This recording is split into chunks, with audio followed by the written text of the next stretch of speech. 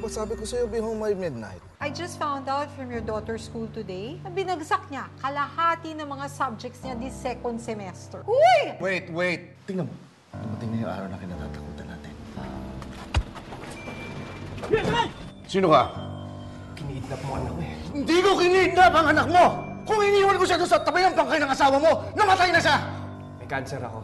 Bago ako managutan ng hininga, gusto ko lamang makilala anak ko. Bakit hindi mo na lang pina-aresto? Sabi niya, he's dying. He wants to talk to our daughter. Good luck to him. Hindi nga natin makausap anak natin eh. Twink, you're adopted. Can you stop this? Bullshit kayong dalawa! You're so full of shit! I hate you! Is Twinkie up in your room? Dad, don't worry. Wala akong ginagawa sa kanya na hindi niya gusto. Wow! Join us! Where have you been? Ruben, si Twinkle.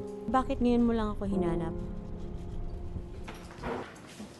Daddy, ano to? This is not exactly a normal, controlled environment for drug rehabilitation. Nandito lang tayo sa farm natin. You can't have contact with the outside world unless it's absolutely necessary. Salamat dumating ka. Naninigarilyo siya. It's not a good example to our daughter. Kaya siya nagka-cancer. He has colon cancer, not lung cancer. Napag-isip-isip ko na mali ang magbisyo sa harapan ng anak ko. Pwede pa kitang tawagin tatay. Oo naman. Tatay mo naman talaga ako eh. 30 taon na yata akong di nakakapasok ng simbahan. Baka bigla ako mag-grab nito.